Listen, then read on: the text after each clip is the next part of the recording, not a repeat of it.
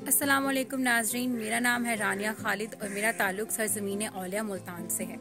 मुल्तान में आपको ख़वातीन डिफरेंट यूनिवर्सिटीज़ में, ऑफिस में तो काम करती हुई नज़र आएंगी ही, मगर बहुत कम तादाद ख़वातीन की ऐसी मिलेगी जो डिफरेंट स्ट्रीट्स में, डिफरेंट बाज़ारों में फूड पॉइंट्स पे काम कर रही हैं या ख़ुद अपना इस तरह का कोई काम कर रही हैं।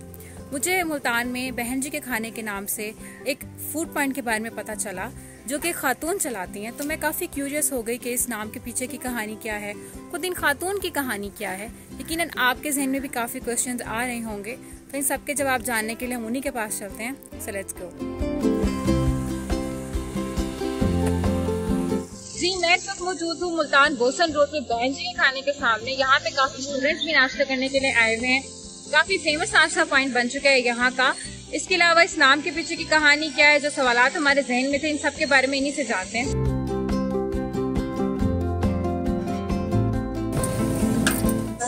लगाने का सोचा तो मेरे मियाँ ने सबसे पहले मुझसे ये सवाल किया कि आप जब रेडी लगाओ जरा खुद की मास्टर में जो कैसे कैसे लोग हैं, आपको गुजरू ना मारा जाएगा और आपके पास कोई जवाब है कि आप क्या बोलोगे उनको।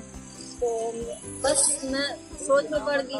तो मैं एक दिन नमाज पढ़ रही थी, बैठे बैठे मेरे जहन में, मेरे अल्लाह ने मेरे जहन में डाला तो मैं अपने रेडी पे लिखवाऊंगी बहन। सब लोग जैसे ये कहेंगे कि वाह चलो हम बहन जी के रेडी से खाना खाने चलते हैं, तो मैंने अपने मियाँ से बात की कि मैं अपनी रेडी पे बहन जी लिखवाऊंगी।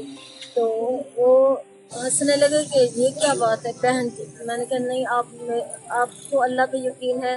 तो उन्होंने कहा हाँ। तो मैंने कहा बस आप अल्लाह पे यकीन रखें।